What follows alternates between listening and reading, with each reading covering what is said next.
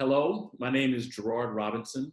I'm the Vice President for Education at the Advanced Studies and Culture Foundation in Charlottesville, Virginia. And I want to welcome you to our very first In Culture webinar. At the foundation in Charlottesville, we were created in 1995 to support something called the Institute for Advanced Studies and Culture at UVA. And it was founded by Dr. James Hunter, who is a professor at the University of Virginia. He's the author of 9 books, 3 edited books, and one of the foremost scholars on culture. And so what we do at the foundation is support the Institute, where I'm also a fellow. And at the Institute, we do 3 things. First is to focus on cultural changes and its influence on individuals and society. Second is to train young scholars. And third is to participate in intellectual conversations and support leaders about the common good. And I can think of very few common goods in our country than education. And so in trying to decide what subject to pick, I said, this is going to be easy. The first In Culture webinar we're going to have is going to focus on teachers and the role of teachers in student formation. And so I've got people with me tonight who will tell you a little bit more about themselves. But the goal for this webinar really is simple. It's to be conversational. Is to give some of the best and brightest in their field an opportunity to share their ideas and to have a dialogue. Because I think in a time right now, we're trying to figure out what will school look like in the fall? What will teachers have to do to practice their craft in the fall? These, frankly, are questions in 2019, when we were planning our schedule, we never thought we would have to answer. But through it all, teachers are always in the business of working with students, whether they're in or out of school. And as I shared with our colleagues, my first job out of college, I was actually a 5th grade teacher. And it was a shock when my teachers saw me in a grocery store or somewhere out of school. And they were like, what are you doing here? I said, I actually do a lot of this. And of course, we'd have a conversation about why I was still involved as their teacher, even in a grocery store. So what I'm going to do is to have each person in our webinar introduce him or herself. They can tell you, of course, first and last name, where they teach, any awards they have, and then I'll follow up with 2 people. So first person I'm going to go to is Katherine, who's responsible for bringing us all together. Hello, everyone. Gerard, thank you so much for bringing us all together. This is a wonderful opportunity to have a meaningful conversation around culture and character. I'm Katherine Bassett. I'm the CEO of Tall Poppy LLC, which is a small consulting firm. This is my 44th year in education, and I am the New Jersey State Teacher of the Year 2000. And when you say this is your 44th year, you started teaching when you were 10. I did. Yes, I understand. Okay, good job. We'll go on to Kristen. Hi, everyone. I'm Kristen Record. I have taught physics at Bunnell High School in Stratford, Connecticut for the past 20 years. So next month I start year 21. I am the 2011 Connecticut Teacher of the Year, and I've also been honored with the 2009 Presidential Award for Excellence in Science Teaching and in 2015 NEA Foundation Fellow. Welcome. Jemelleh. Hi, my name is Jemelleh Coes, and I'm from Georgia. I was Georgia's 2014 Teacher of the Year, and this is my 12th year in education. I've taught in the general education setting as well as the special education setting. I taught middle school, I taught math as well as language arts, but language arts is where my heart lives. I currently teach at the University of Georgia and Mount Holyoke College, where I serve in teacher prep. And I teach classes on social justice in the classroom and what equity should look like in schools. Thank you for joining us. I used to live in Georgia, so Georgia has a fond place in my heart, and my oldest daughter was a college graduate, went to the public schools in Georgia. Awesome. All right. So who wants to go next? Hi, my name is Kareem Neal. I am a high school self-contained special education teacher. I teach at Maryville High School and Phoenix Union High School District. I have been a teacher for 23 years. I'm also my district's restorative justice trainer. And I am the 2019 Arizona Teacher of the Year and 2019 Understood Fellow. Thank you and welcome. And as you know, this is the 30th anniversary of the Americans with Disabilities Act. And I had an opportunity today to have a great conversation with 4 people, one of them a special education teacher, about the season we're in and what it means. So thank you for the work you're doing. Joseph. Thanks for having me on tonight. This is my beginning of my 32nd year of teaching. I'm the instructor of innovation and creativity of Effingham High School. I was the 2007 Illinois Teacher of the Year, recipient of the NEA's National Teaching Award for Excellence in 2009, and I was named top 10 finalist for the Global Teacher Prize in 2016. Thank you. Welcome aboard. We've got one more. Hi everyone, David Bosso. I teach social studies in Berlin, Connecticut. I am the 2012 Connecticut Teacher of the Year, so I followed in Kristen's footsteps with big shoes to fill. Like Jemelleh, I also teach at Mount Holyoke College, and in 2019, I was an inductee into the National Teachers Hall of Fame. I am going into my 24th year in the classroom. Thank you. And for both of you who are from Connecticut, my godson is in Bridgeport. His father's a pastor of a church in the city, so I have a chance That's fantastic. to do some things. So here's the first question for me. You've given me just a quick slice of who you are, and you can go in any order you want. What attracted you to the teaching profession? All of you could have done a number of things with the skill set you have. You said, you know what, I want to take mine into teaching. So who wants to go ahead and start us off with that part? So my maiden name is Jemelleh Nurse. And I thought that I wanted to go into nursing because how cool is it to be nurse, right? Exactly. So I went into nursing and I got to anatomy and I realized that I can't do any of that stuff. I can't do any bodily fluids in any form at all. But I knew I wanted to go into a profession where I could still change lives and impact lives. And teaching allowed me to not only change lives, but to save them in some ways. But I've learned through teaching that it's not necessarily my job to do the saving. Like, it's to teach people how to save themselves. So I landed in a place where I could still impact lives greatly. So. And while not a nurse, you're still in the business of healing and helping. Absolutely. Different place. Okay. Thanks for sharing that. Who I'll else? piggyback off of Jemelleh because I wanted to be a physical therapist, and that's what I went to college to do. And I love the bodily fluids and the anatomy and all of that stuff.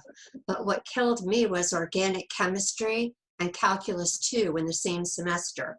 And I got a D in organic chemistry, and I don't get Ds.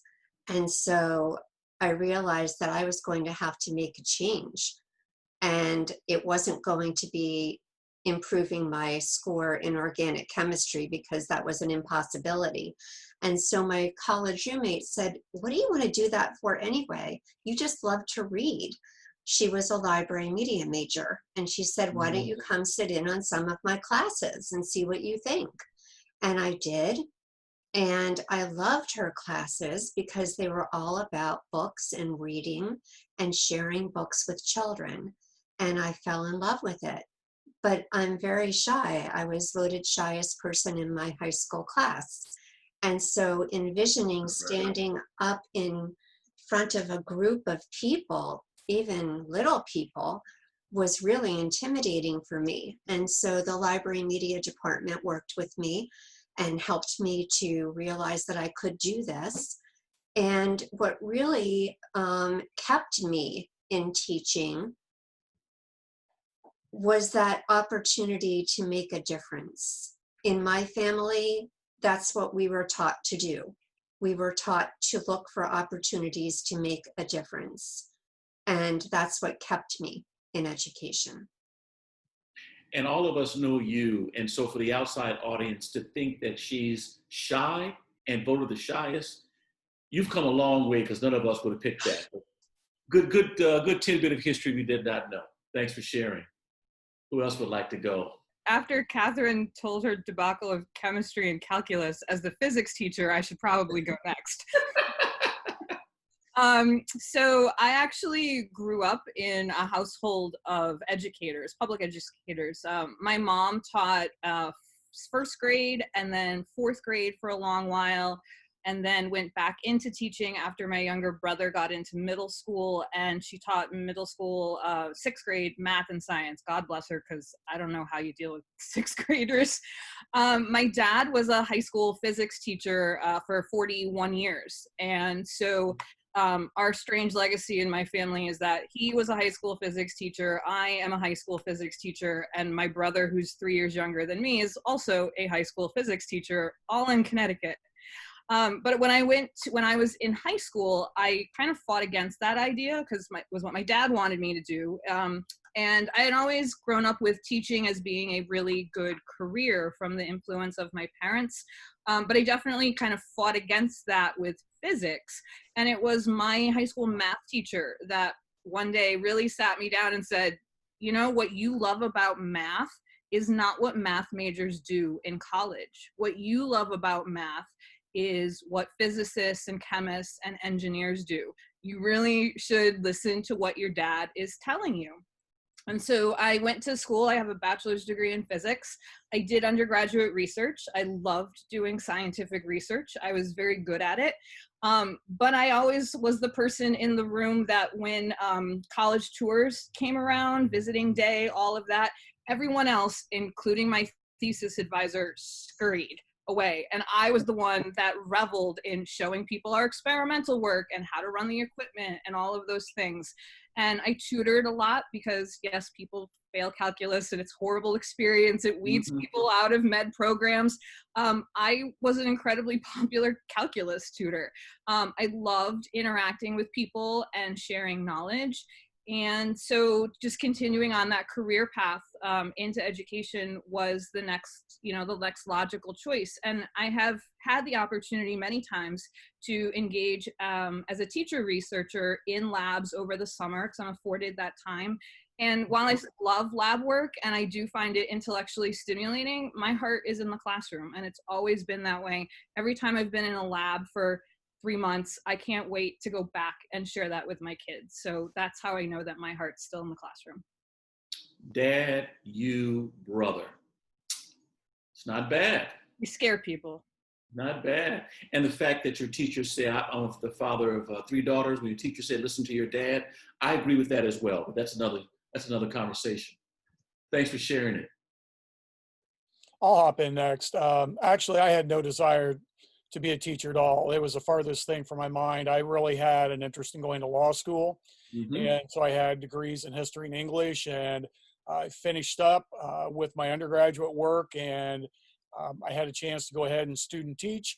And while I student taught, I started looking at the other side of the desk, and there were a lot of kids like me that were in the classroom. I grew up as a child of poverty, and I quickly started to see kids who were falling behind that were never going to have opportunity just because of the zip code they were born into.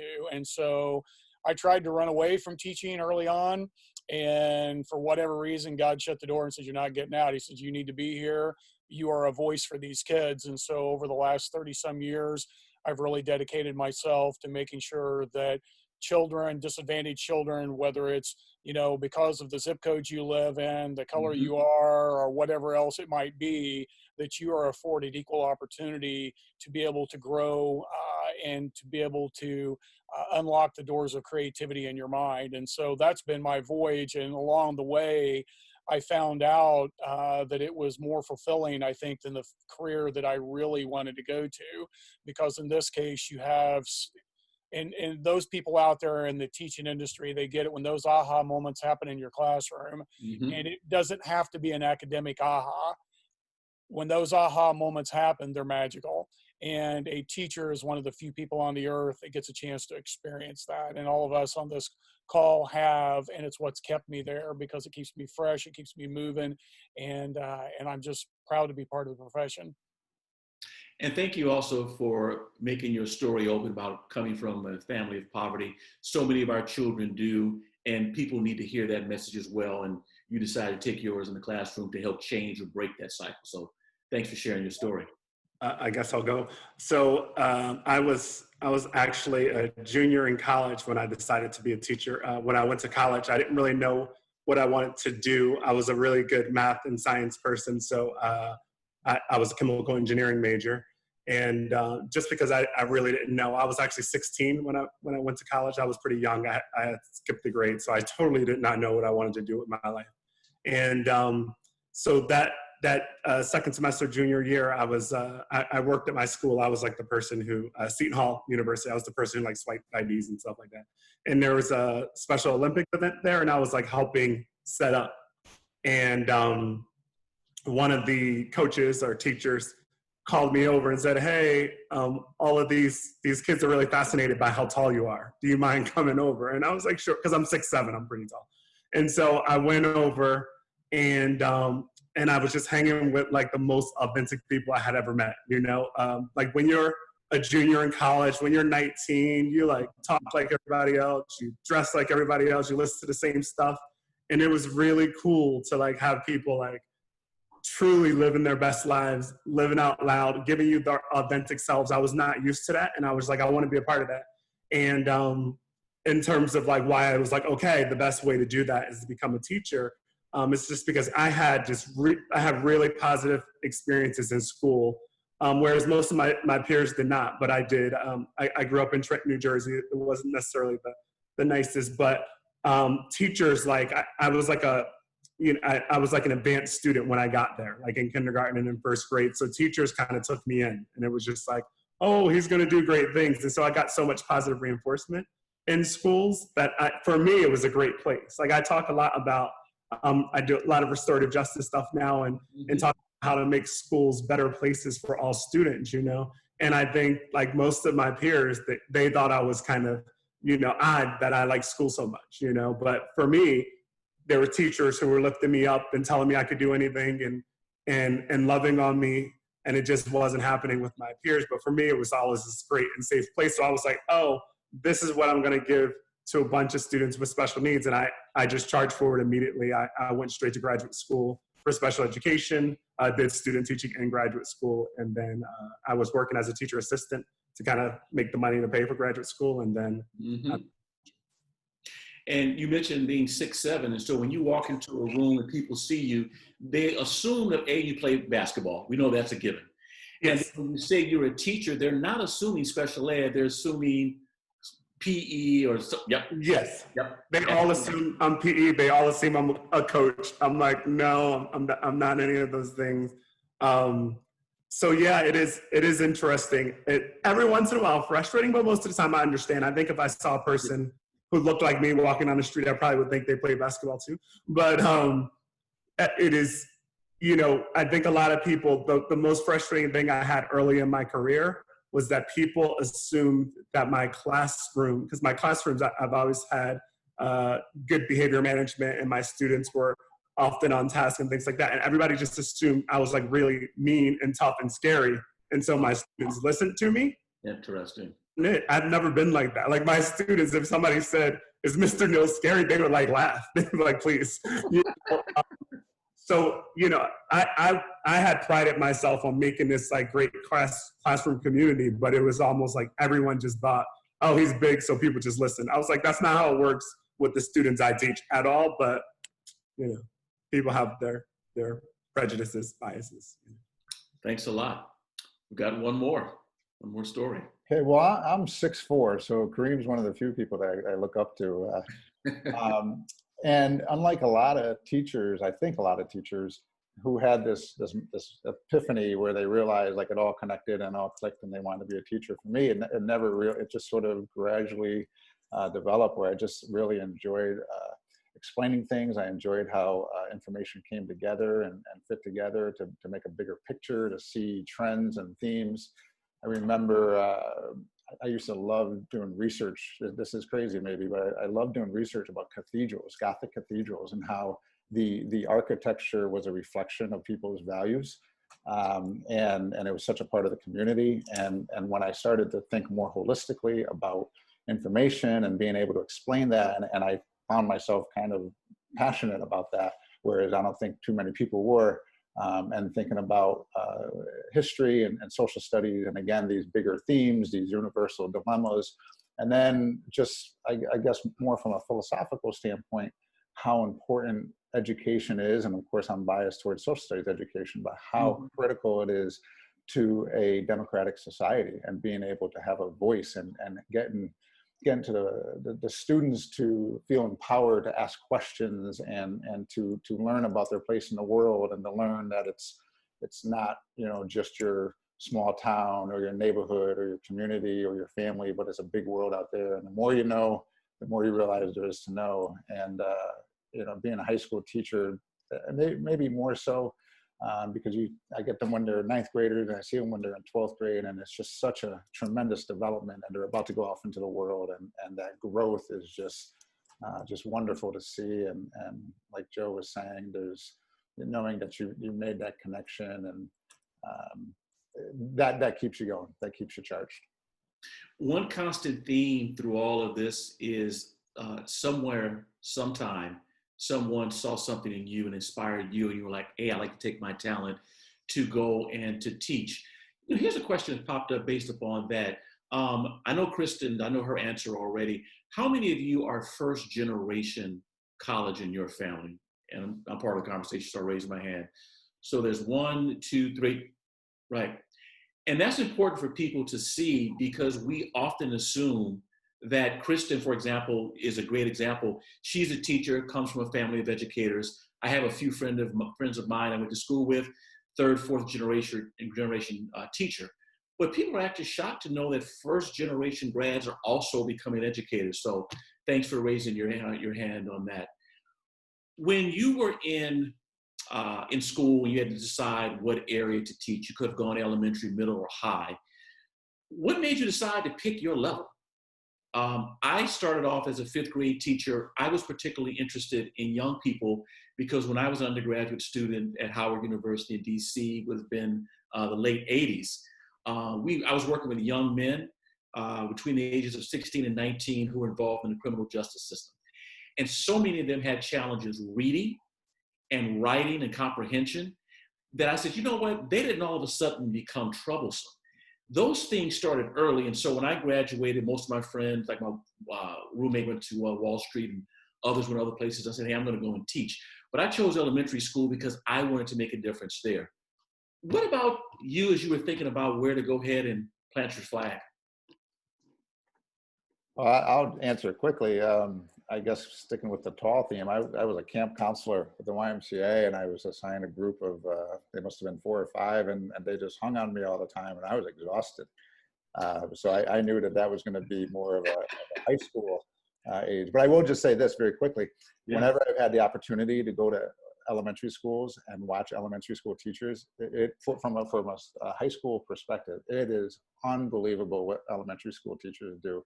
It is such a breath of fresh air to see these kids who have that universal excitement. Not to say that that doesn't happen at the high school level, but you just want to bottle that up and keep that going. Elementary school teachers are amazing. Thanks. And I'd agree with Dave. I think my wife's an elementary teacher. When I get into her room, I'm just amazed. It's like taking a Mountain Dew bottle and shaking it up for 4 days and then popping it and the fizz coming out. All of the energy of these kids, it's just everywhere. And watching a master teacher help those kids funnel it in the right direction is, to me, is awe-inspiring. I think for me, it was the depth of intellectual conversation that you could get kids to have at the high school level. Sure. And it's not that you can't have it at the lower levels, but it's a different conversation. And that was an area that I think where I was looking to help kids unlock the doors of creativity in their minds, and I could help shift them in the ways they wanted to go, being a high school teacher. Great, thanks. For me, I'm a middle school teacher, and I would never want to be anything else because I love the curiosity. I love the emotion. Within one 42-minute class period, every single child in your room can experience the full range of human emotion, from the depths of despair to the heights of euphoria. And to be able to be in a classroom and manage all of that is just a gift. But also the literature drew me there. I love the middle school literature. I also became a librarian at a time when information literacy was really hitting its stride. and to be able to funnel that curiosity into a productive path and help young people understand that they have to question. They can't just accept. They have to really dig deep and understand and ask good questions to find out, is this real? Or is this just somebody's opinion? Mm-hmm. And for me, middle school was the fertile ground to do that work. Thank you. So yeah, just to connect with Katherine there, I also am a middle school teacher at heart through and through. I love every moment of the what is happening here. Like I think I said, what is happening at least 50 times a day, at least. Right. But I love that because you never know what's going to happen from day to day. You never know who's going to have a new thought, a new idea. And what I love about their ideas is that they are so genuine, and they're like, this is really what I believe, like help me think through this. And I love that opportunity to be able to help them work through that, because they are genuinely curious, and they're just looking for guidance. They're looking for acceptance, and I can be there to help them to figure out that like everything about you is awesome.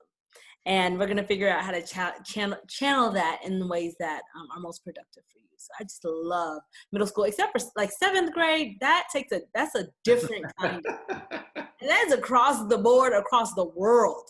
So 6th and 8th are my jam, but I love 7th as well. And both of the middle school teachers use the word curious. I would definitely keep that in mind.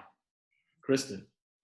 I think for me, I think the easy answer is my content area drove me to high school, but a more honest answer would be from, you've probably heard that quote before, like, be who you needed when you were younger. And that's really what drove me, I think, to high school's teaching and why I stay in a high school. I was a super happy, curious little elementary school kid. I had a really difficult time in middle school. I was very unhappy.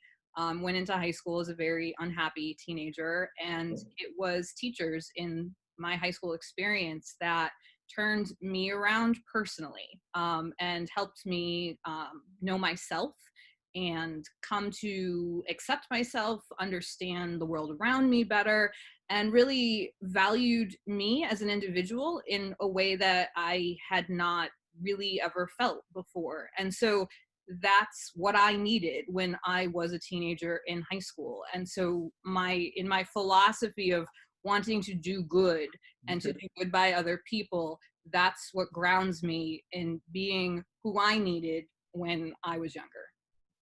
And thanks also for sharing your personal story and inviting us in about how you felt. So for me, it was 2 reasons. Well, I laughed when you first asked the question because I was like, well, I'm scared of little kids. So I was like, first thing, I was like, no, they're like crawling under my legs and stuff. I want no part of this. But, and it's funny, I didn't have that kind of paternal type caregiving thing. Like I have no children. I never wanted children.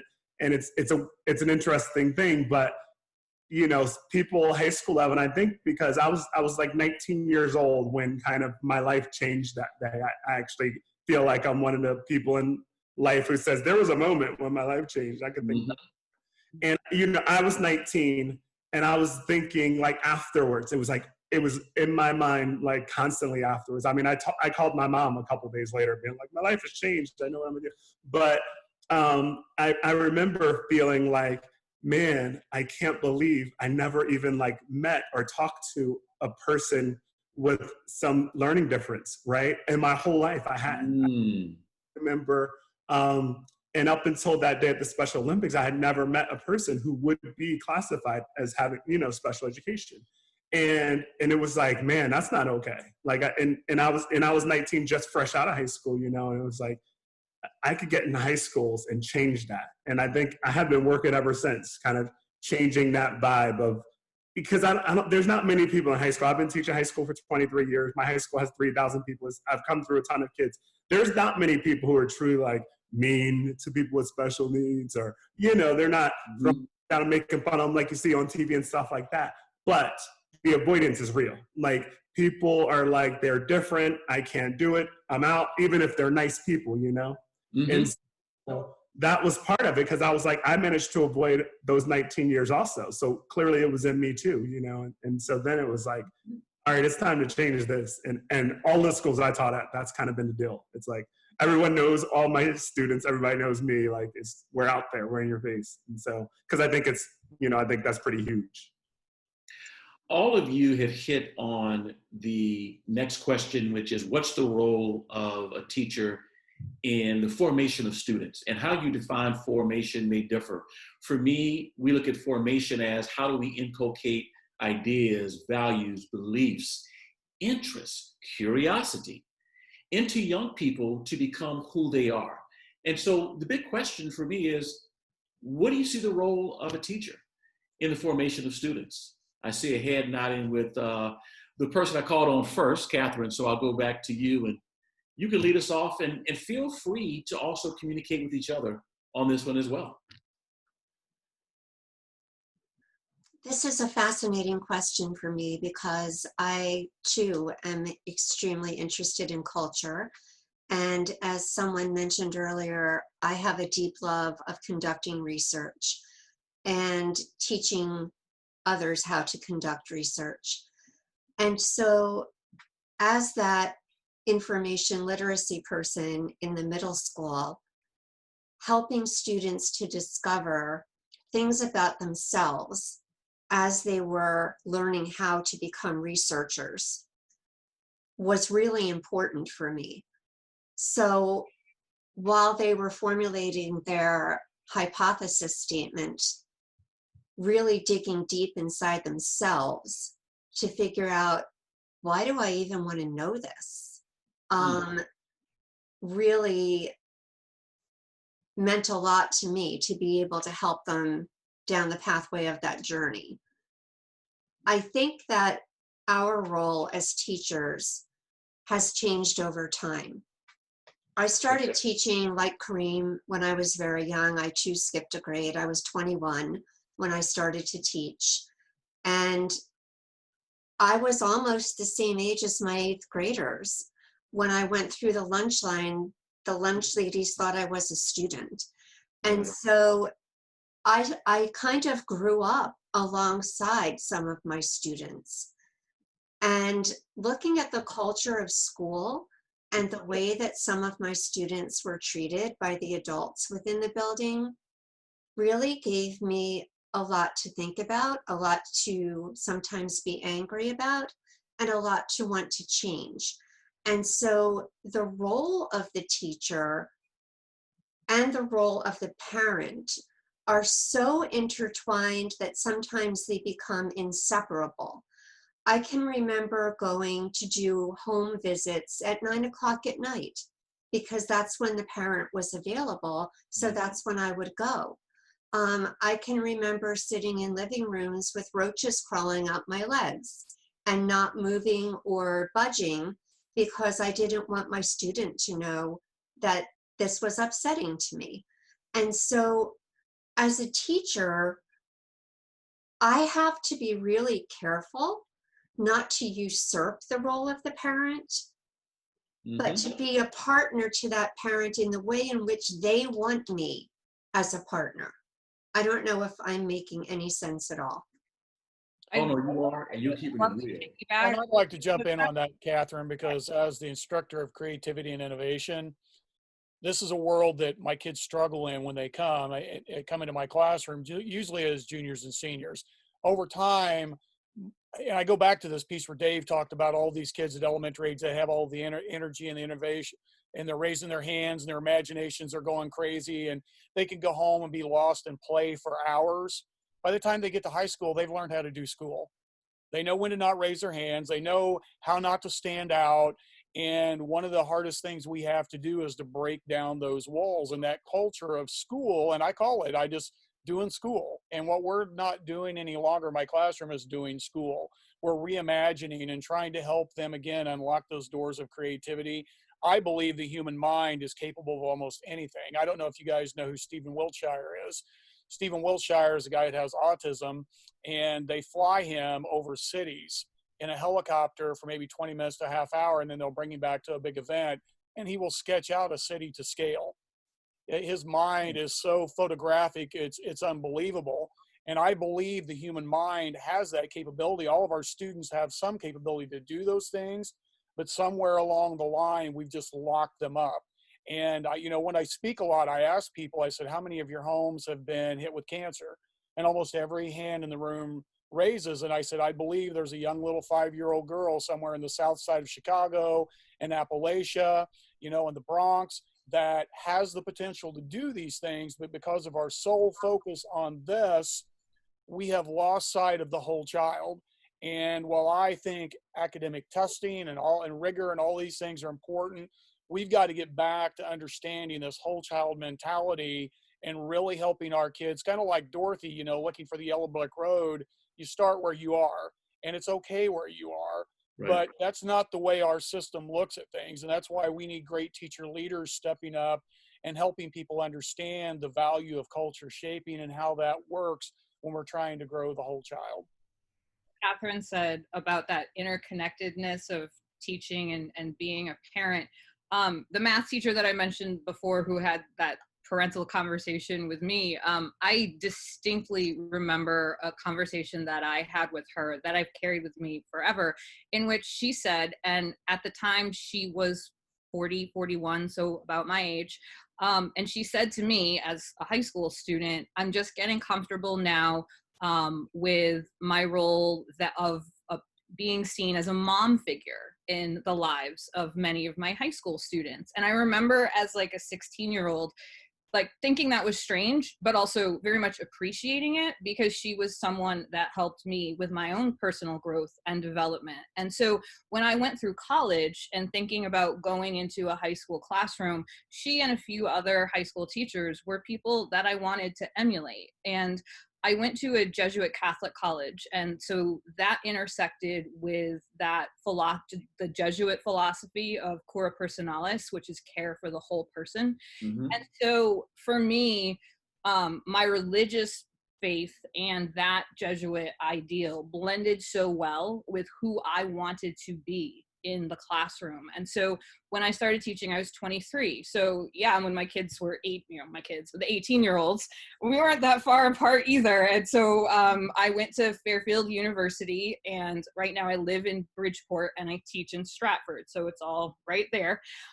So I knew places that my high school kids were talking about, and and so like there was just a little bit of rub there, but at the same time, it was very important to me before SEL ever became a buzzword or a thing to know my kids as people. That's what made a difference to me when I was in high school, that someone saw beyond the fact that I was really great at math and a good science student, and I was a musician, and it took people to see beyond my academic persona. And that's what mattered to me. And so that's what I made it very important to me to do as a young teacher. And then for my totality of my teaching career, to know my kids as people, because look, I teach physics. It's not like the class that everybody's like, woohoo, I can't wait to go take it. Why are you taking it? Because my school counselor told me I had to, because it looks good on my transcript, because I want to be a nursing major and it's required. So not a whole bunch of people come into my class being like super excited to be there. They're terrified, honestly, of my class. And so for me, getting to know them as people outside of my classroom in a safer place for them helps me be a really good teacher to them when learning gets difficult in my classroom. When I first started teaching, I focused a lot on rules and management, and in a lot of ways, for a lot of people outside of education, and even many within education, the viewpoint is that it's about control and compliance. And we focus so much, as Joe was alluding to, on the power of extrinsic motivators, that those become so much prioritized. And I learned really, really early on that if you're not authentic, the kids know it, and they pick up on it right away. And so, saying things like, I don't know, let's look something up. as Kristen was saying, making those connections. I think one of the most important things that we can do is one of the simplest things, and that's saying good morning and how are you when a kid walks into our classroom, and they become your kids. Like those are your kids, and have a nice day, and just making those connections. And if they don't know the Chinese dynasties, that's okay. But if they know that I cared about them, and I gave them some skills to start thinking beyond themselves and about the world around them, to me, that's very powerful. And so every school has these mission statements, and it always has things about lifelong learning and critical thinking and having a global orientation. But I don't know how much our policies and our norms match that rhetoric. There's a discrepancy there. And so we've gotten away from these intrinsic motivators that are so critical at that elementary school level, where you mentioned the creativity, the curiosity, the energy, the excitement. I mean, how many of us when we were younger just got lost in some form of play, and that disappears in some way. So as the year goes on and my kids start asking these questions, or they see something on the news and they're able to connect it, and they're genuinely interested, that to me is, you can't capture that in an evaluation score. You can't capture that on a test score. It's too powerful and too intangible, but we all in the classroom know how critical it is. So there's something that David said when he talks about who are like having a global orientation to the world. And I think for me, that is what I believe is most important about the formation of the student. Having them to think about their role in society and what it means to be a part of something bigger, what it means to be a part of a community. In 2016, I made a pilgrimage to Ghana, and the leader of that excursion, she continually said, like we did a whole class semester studying Ghana, studying the United States, and the question that she kept posing to us was, what can Ghana teach us? And as a college student, I'm like, okay, like, I mean, I'm sure Ghana can teach me something, but I'm pretty sure I'm going there to teach Ghana something, right? The people of Ghana something. And what I quickly realized was that I had so much to learn that I wasn't even ready to teach. And what I learned was the power of community, the power of connection and remembering yourself. And when I say remembering, I mean like remembering yourself again, to a bigger picture, to a bigger something else. And for me, that is what the formation, that's what it looks like to help my students to become more. What does it look like? What does it sound like? What does it feel like to be a part of something bigger? What is your role in creating a better society than the one that has been created for you? So like my grandma always used to say, she said, leave it better than you found it. So I want to be able to help my students to leave the world better than they found it. So for me, it is to leave them better than I found them in any ways that that's possible. And they are also leaving me better than they found me as well. So also, and in connection with that, just thinking about what it means to effectively communicate and to be mindful and to just advanced people toward a common goal. So for me, it's creating the kind of environment that works for all learners and in the way that they learn, right? And I was thinking a lot after David spoke about, you know, the nature of my classroom. So I have high school students between the ages of 14 when they come in at their typical freshman year, at oftentimes till about 21. My students will stay with me longer. They're with me most of the 80% of their day. They're with me for several years until they graduate. And it's because of the nature of my class, so the students, they're learning, like reading math levels hover in the pre-K to grade 1 range. So that you get a picture of my students. And what happens is people aren't so worried about the test scores of the students in my class. You know, people aren't worried about sending security over for discipline reasons and things like that. And so it's this really freeing thing. A lot of people see me and they're like, man, I don't know how you do it. You got to take kids to the bathroom. There's some kids we have to feed. and they don't understand how we do it. And I'm like, I don't understand how you do that with these, the testing dates coming up and your curriculum needs to be followed to the letter and things like that. We go and I open up the learning, open up the day, and no one feels like they're not safe to say anything, to answer whatever they want, to say, I know you're talking right now, Mr. Neal, but what you said about armadillos was too fascinating. We need to have a side conversation for 25 minutes. Sure, right? And so there's this really freeing aspect to that where my students are bold. Like I talk to kind of the regular ed teachers on my campus who often say, oh, Mr. Neal, can you bring your kids over? We're going to do this party for them, or we want to play some games. I was like, sure, but only if you also bring your students to my class. And I give you some questions for your students, like, what did you see here in the learning that you didn't see, that you don't see in your class? Like, did you see people answer a question, get it wrong, and then raise their hand and answer a question again, and get it wrong, get it, answer the question again, and maybe get that one right? The kinds of things you're not seeing in these general ed classrooms. And I think that's why I brought David, maybe Joseph brought up the fact that, when they're young, they're out there, they're open, everything's fascinating. And that's kind of the environment that's happening in my classroom. Like we feel like a true family. The paraprofessionals, me, my 15 students, and everyone I think feels respected. Everyone feels like their voice, or if they don't have a voice, their communication device or their sign language, all of it is heard, seen, respected, important. And I think that's the kinds of things we need to see in classrooms more often. And if I can, I'd like to kind of jump in on that a little bit, because Sure. here's the danger of what happens if we don't address the other side of the equation.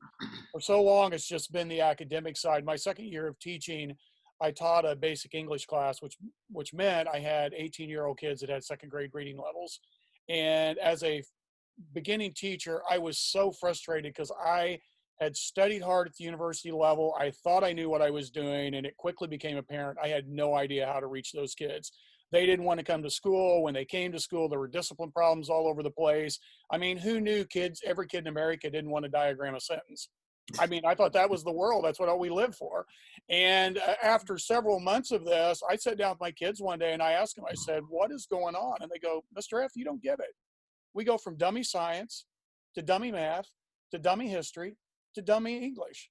We're dummies. We cannot learn. And frankly, you're an idiot for thinking you can teach us. And I sat there that day after they walked out the door, just bumfuzzled that kids at 16, 17, 18 years of age had already given up. They thought that was the top of the line. But you know what? That's what school told them. School shifted them from classroom to classroom like that. And accidentally, that's what the message we were telling them is that you're no better. You could never get out of this situation. Mm-hmm. Great teachers understand how to address this, but that's not the norm. And I think it's one of the reasons why CDC came out in the fall and said teen suicides have increased 77% over the last 10 years. Mm-hmm. Our kids are filled with anxiety, despair. They don't know where to go. And now with this COVID situation, it's more important than ever for us to reimagine how to address these issues and not just focus on the academic. And again, the academic is a big part of my life and I love it, but never at the expense, like David said, of risking the whole child. And Joe, to build on what you said about the message that we give kids individually, I think we give communities that same message. Where I am in Connecticut, I live in Fairfield County, which is the Gold Coast.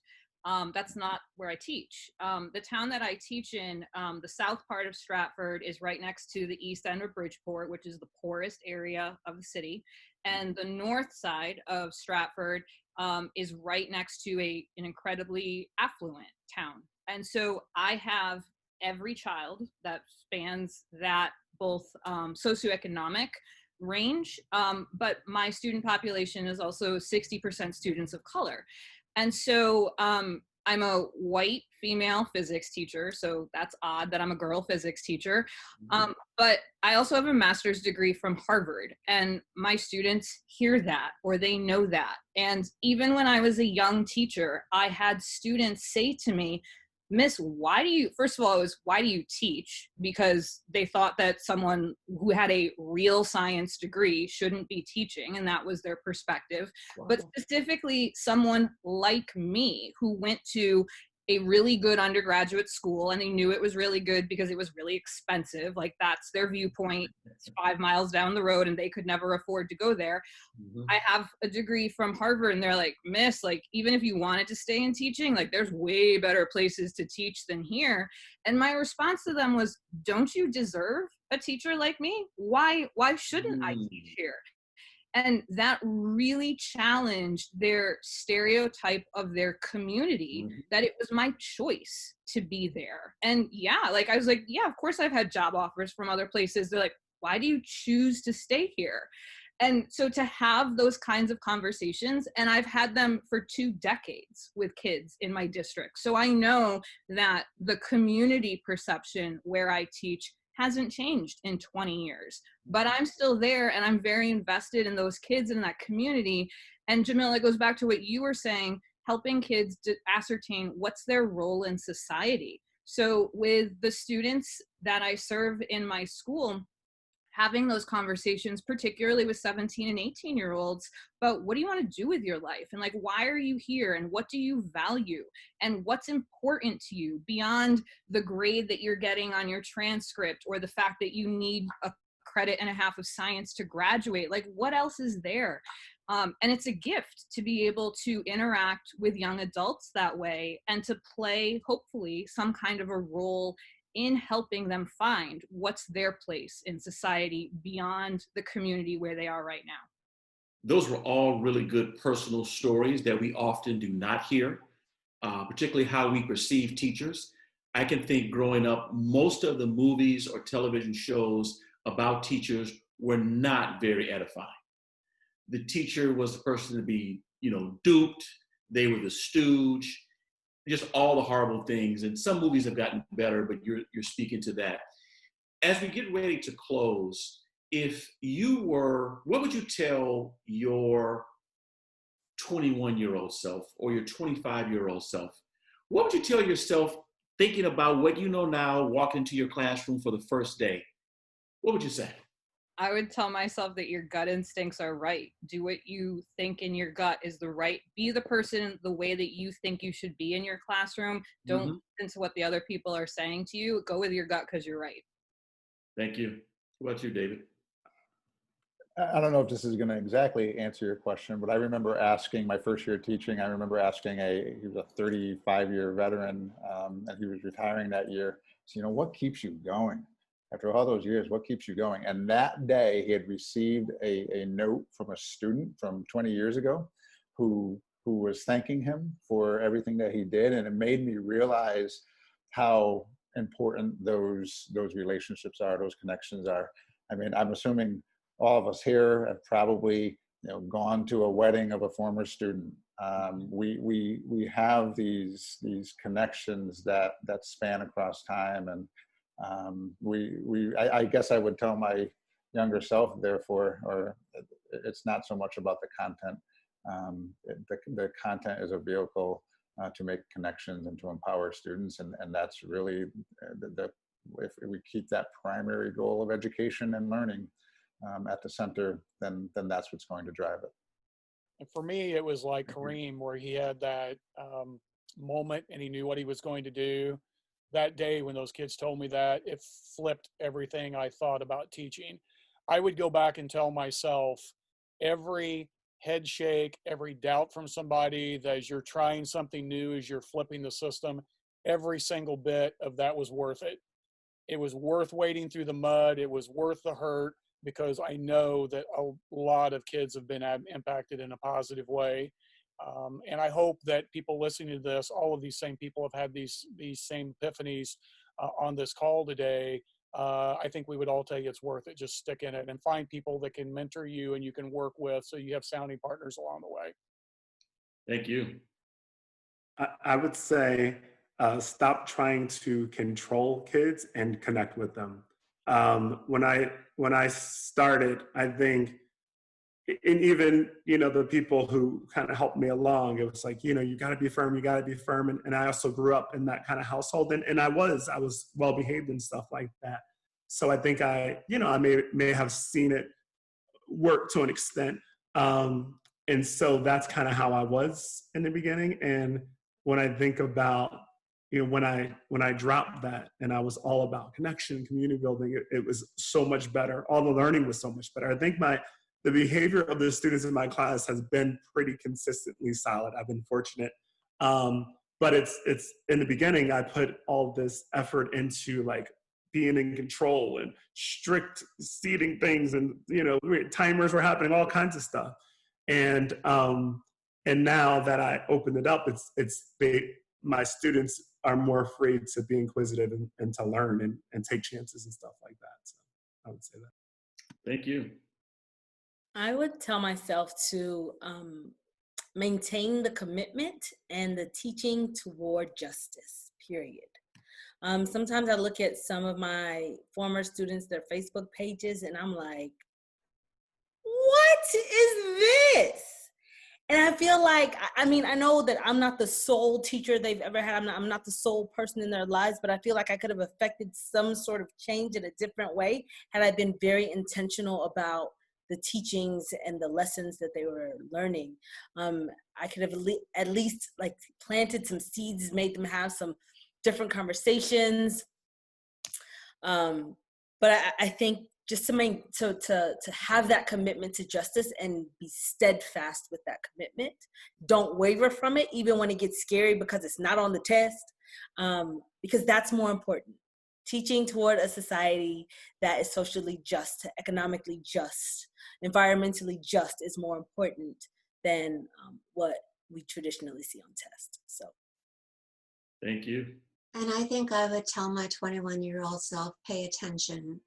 I'll never forget my first year of teaching. I had a young boy named Chris. Chris was the fourth boy in his family of two alcoholic parents.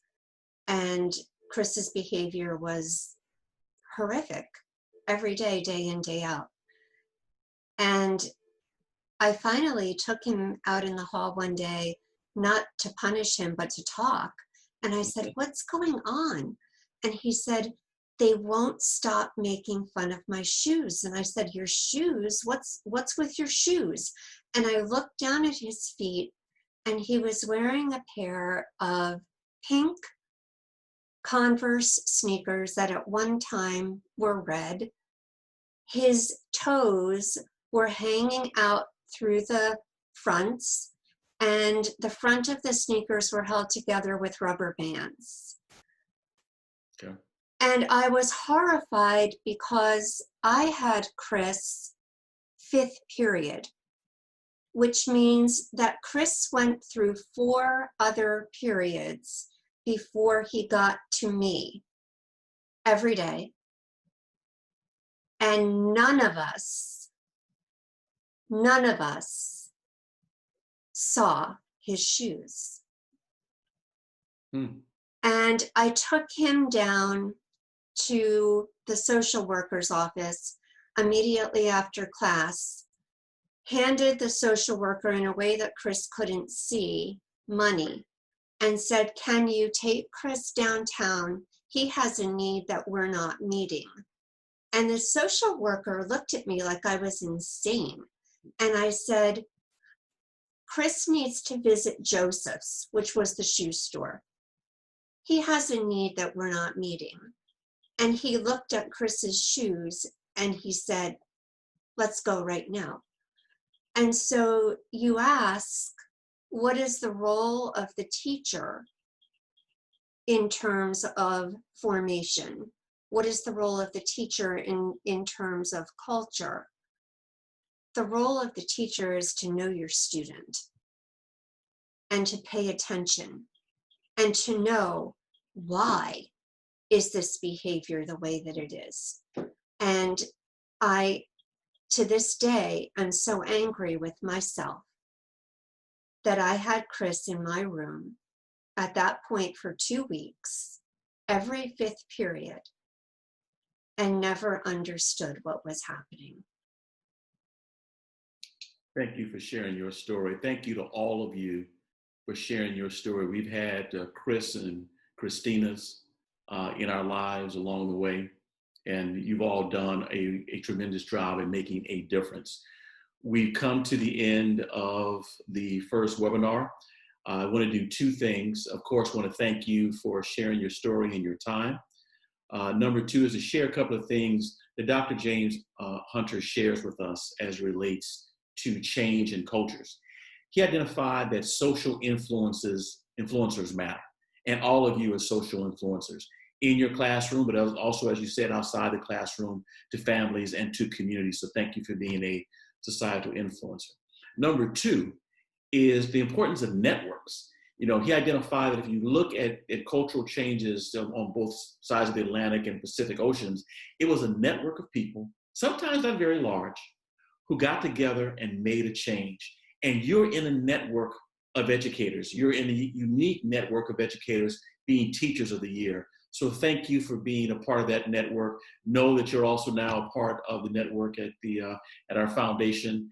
And keep up the good work. And for those of you who are watching, this is In Character, Gerard Robinson. Thank you for your time.